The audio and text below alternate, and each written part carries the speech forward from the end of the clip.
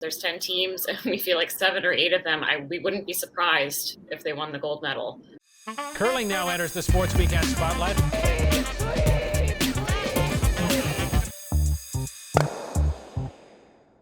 Bruce, you called it. What a moment for Italy. Yeah, it was really, really enjoyable to watch. They were a remarkable young duo.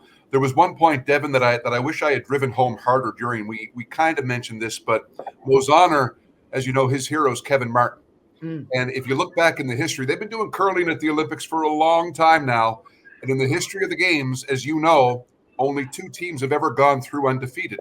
Kevin Martin in 2010, Jennifer Jones in 2014. Now you add to that list this unlikely duo from Italy, undefeated. I don't know, Colleen, we were talking in the booth today about how long they can be a Cinderella story. I think when you get to 10-0, 11-0. And a gold medal. Yeah, no longer. Cinderella's married the prince. Yeah, the shoe fits, the slipper fits, no question. So it was really, really fun to watch. And we were all dazzled by just, I think you touched on this, but just the zen of these two. They were calm. They never freaked out. And when they had a little bit of adversity after the first end, a tiny little bit, down 2-0, they just bounced back and never got flustered. So it was a real great moment. A lot of fun for the 3 of us. Nice. Joy to see. Joe, you were watching it all. What did you like about the Italians game? I love their chemistry. I think that they're a phenomenal duo. They support each other the whole way through. It's a massive game for any curler. And I mean, especially for Stefania, you can't imagine a bigger game she could have played in, and just so calm and so cool and just dialed into her pre-shot. Like I'm in the booth calling this thing and my hands are shaking. Meanwhile, she's in the hack with her shot to open takeout to win an Olympic gold medal, and no mistake and no panic there. And it was just brilliant to watch. And then to see the emotion just bubble over once that shot came to rest was this wonderful moment in curling. And I think it's great for the game. I think it just shows how mixed doubles is a great option for any curler out there, especially for young curlers. It's an excellent way to get involved, and it's high pace and it's exciting, and you work on your draws and your finesse. And I really think this is going to mean big things for curling. And Mike, I don't know. I mean, I'm always studying people's vibe, energy, and body language when I'm here, especially in the mixed zone. And it's kind of interesting that it almost seems like every other team but Canada is very joyful about their approach. They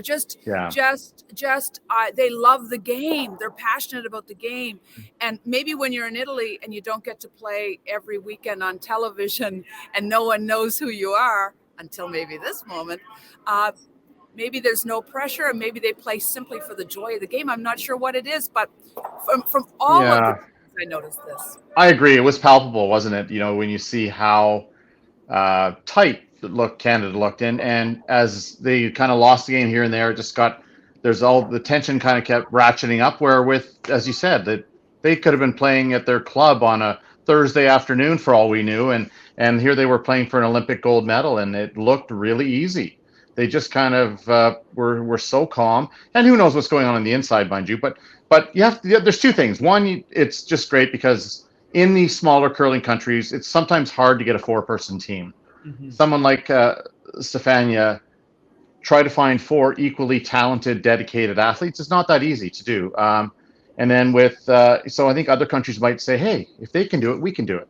And it should start to grow the game. And let's go all the way back to 1998 when Sandra Schmirler defeated Denmark in the final. They had no dedicated ice in Denmark, right? And all of a sudden now they've got four big, well-established clubs in Copenhagen.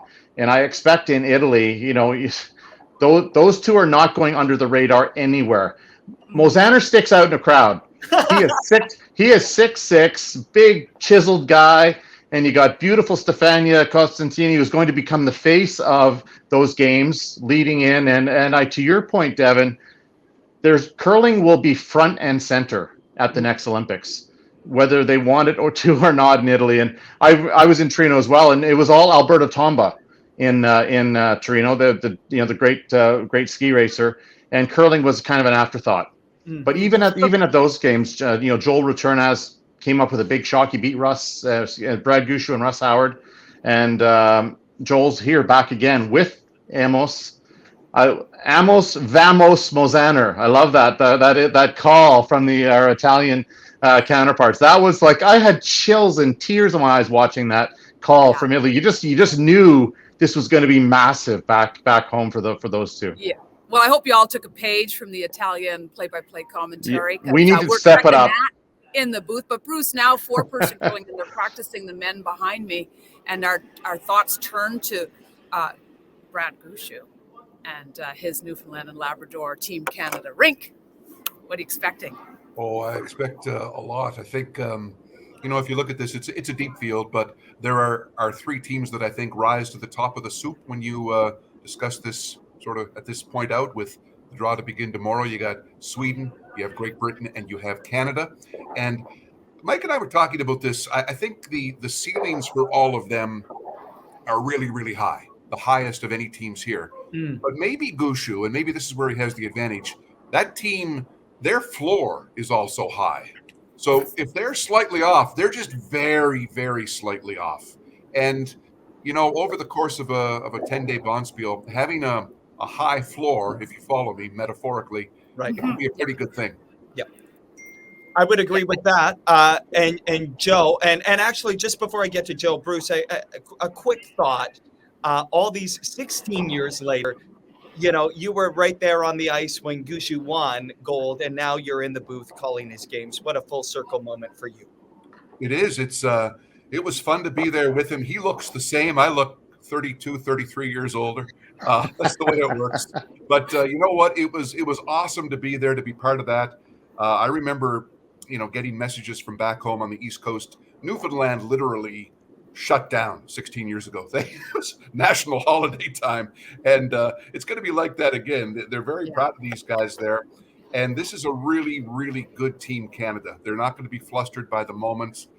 Brad and Mark, they're just cool cats, So I'm looking forward to seeing them back on the ice. And the two young guys or younger guys up front, that Mark and Brad want to have something special for them as well. So a lot of good stuff going on, and Gushue's ready. There's no question. And streets were named after them too. Do you remember, Bruce, how in Torino and Mike, they the Italians just loved curling so much because once they started getting to the rink, because it reminded them of bocce, and you could see them, they would be going to like in the stands, drawing it like this, and he's going to go there, and it was so cool. It was, and they knew. But like, I've been reading tweets for the last 12 hours or so since that medal was awarded, and people all over the U.S. and they're kind of, curling is always on. So they're saying, this is me getting mad that curling's on, then also me saying, why aren't they playing the takeout? Why aren't they playing the draw? So people are, they're instant analysts in the. That's the type of sport that we have, and we're really fortunate, aren't we, with the mics on all the players and people who aren't that familiar with curling.